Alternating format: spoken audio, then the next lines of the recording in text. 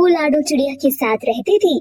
बबली कबूतरी का छोटा बेटा बंटी कबूतर अभी कॉलेज की पढ़ाई कर रहा था। वो अपने कॉलेज में एक चिंकी नाम की चिड़िया को काफी ज्यादा पसंद किया करता था। बंटी कबूतर ने चिंकी के बारे में अपने घर में कुछ नहीं बताया था, इसीलिए वो बिना किसी को बताए चिंकी चिड़िया से मंदिर में शादी करके उसे घर ले आता है। बंटी कबूतर दूल्हा दुल्हन के रूप में देखकर बबली कबूतरी कहती है, बंटी तूने शादी कर ली, हम सबको बिना बताए। तूने अपने ही घर वालों को इतना पराया कर दिया, एक बार भी हमें बताना जरूरी नहीं समझा। इतना बड़ा फैसला तूने अकेले ही ले लिया। बबली कबूतरी की बात सुनकर बड़ी बहू लाडो चिड़िया कहती है, देवर जी, सासू माँ आपसे कुछ पूछ रही है, उनकी बात का जवाब दीजिए। आप ऐसे बेशर्मों की तरह चुपचाप क्यों खड़े हैं? अरे लाडो बहू, ये कैसे बोलेगा? अपनी जुबान तो इसने चिड़िया को दे दी होगी ना। आप दोनों ताना कसना बंद करो, अब जो हो गया सो हो गया। अब तो चिंकी इस घर की बहू है और मेरी पत्नी है।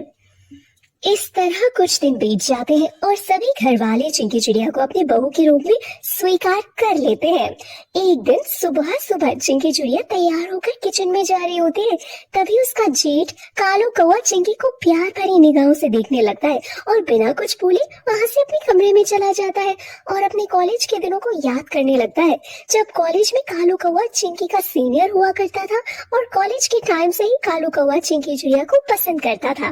कालू कौवा अपनी यादों में खोया होता है, तभी वहां पर उसकी पत्नी लाडो चिड़िया आ जाती है और उससे कहती है, कालू जी, आप किसके ख्यालों में खोए हुए हैं जो आपको ये नहीं पता चला कि आपकी पत्नी आपके सामने खड़ी है? जिसकी बीवी इतनी खूबसूरत हो वो भला किसकी यादों में खोया होगा? बताओ स्वीट हार्ट, क्या कहना था?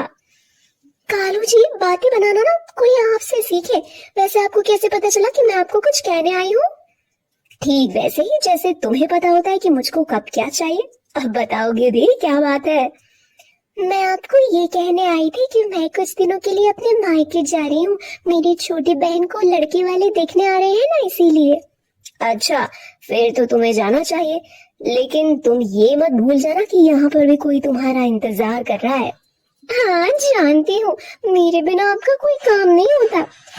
चलो अब मैं कल जाने की तैयारी कर लेती हूँ। इतना बोलकर लाडो चिड़िया वहां से चली जाती है और दूसरी ओर चिंकी चिड़िया घर में पोछा लगा रही होती है। उसी वक्त कालू कौवा किचन में पानी लेने के लिए जा रहा होता है। पोछा लगाते लगाते अचानक से चिंकी का पैर फिसलने वाला होता है, तभी कालू कौवा चिंकी को गिरने से बचा लेता है। उसके बाद दोनों फिर से एक दूसरे को प्यार भरी निगाहों से देखने लगते हैं। तभी वहां पर लाडो चिड़िया आ जाती है और दोनों को इस हाल में देख कर कहती है, ये तुम दोनों क्या कर रहे हो? और कालू जी, आपने चिंकी चिड़िया को ऐसे क्यों पकड़ के रखा है? लाडो दीदी, जेठ जी ने मुझे गिरने से बचा लिया, वरना आज तो मैं। बस रहने दो, और आगे से कुछ काम करने से पहले मुझको बता दिया करो ताकि काम में मैं तुम्हारी मदद कर दूं। अरे लाडो, तुम चिंकी पर क्यों गुस्सा कर रही थी? वो बेचारी तो अपना काम कर रही थी, उसका पैर फिसलने वाला था, मैंने ये देखकर उसको गिरने से बचा लिया, तो इसमें क्या हो गया? ये सब देखने के बाद लाडो चिड़िया को अपनी देवरानी चिंकी चिड़िया पर अजीब सा शक होता है, लेकिन वो इस बात पर ज्यादा ध्यान नहीं देती। उसी शाम खाना खाकर रात को सब सोने चले जाते हैं और अगले दिन लाडो चिड़िया अपने मायके जाने के लिए निकल जाती है। बंटी कबूतर भी अपनी माँ बबली कबूतरी को रूटीन चेकअप के लिए डॉक्टर के पास ले जाता है। कालू कौवा और चिंकी चिड़िया घर पर अकेले होते हैं। तभी कालू कौवा लाडो चिड़िया को आवाज लगाता है, लाडो जरा मेरे लिए एक कप चाय तो लेके आना। अरे हाँ, याद आया, लाडो तो घर पर है ही नहीं, अब तो चाय खुद ही बनानी पड़ेगी।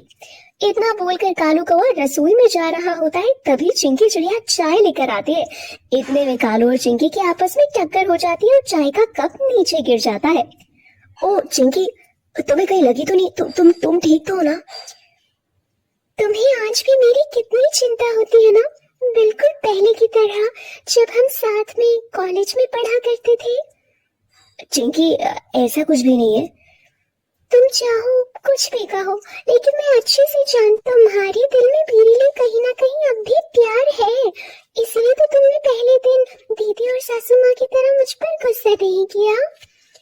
चिंकी की ये सारी बातें सुनने के बाद कालू कौवा चिंकी को प्यार भरी निगाहों से देखने लगता है।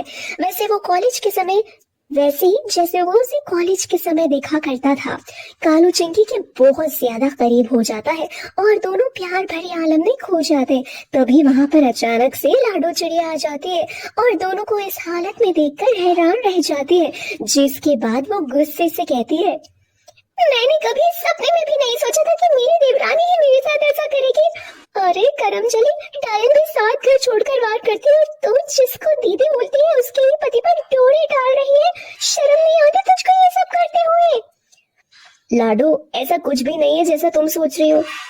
आप तो चुप ही रहिए। अगर मैं अपना फोन लेने वापस ना आती तो मुझे तो कभी पता ही नहीं चलता कि मेरी देवरानी ही मेरी सौतन बनने जा रही है। शर्म नहीं आई आपको ये सब करते हुए? थोड़ी देर बाद बंटी कबूतर और बबली कबूतरी भी डॉक्टर के पास वापस आ जाते हैं। उनके आने के बाद लाडो चिड़िया उनको सारी बातें बताते हैं। तभी बबली कबूतरी कहती है, हे भगवान, इस उम्र में यही सब सुनना बाकी रह गया था। क्यों रे कलमुही, जरा भी शर्म नहीं आई तुझे?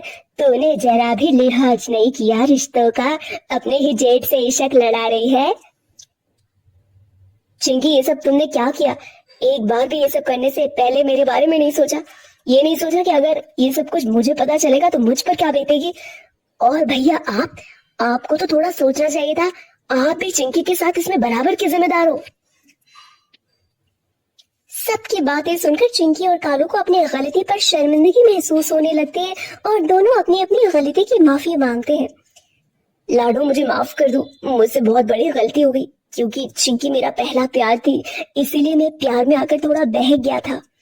हाँ बंटी जी, आप भी मुझे माफ कर दीजिए। मुझसे बहुत बड़ी गलती हो गई और दीदी आज के बाद आपको ऐसी कोई शिकायत का मौका नहीं मिलेगा। दोनों को अपनी अपनी गलती की माफी मांगते हुए देखकर लाडो और बंटी उनको माफ कर देते हैं और एक मौका देते हैं।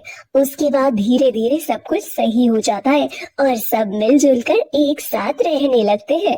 दोस्तों, ये थी हमारी आज की कहानी। दोस्तों, आपको कहानी कैसी लगी? आप हमें कमेंट सेक्शन में कमेंट करके जरूर बताएं।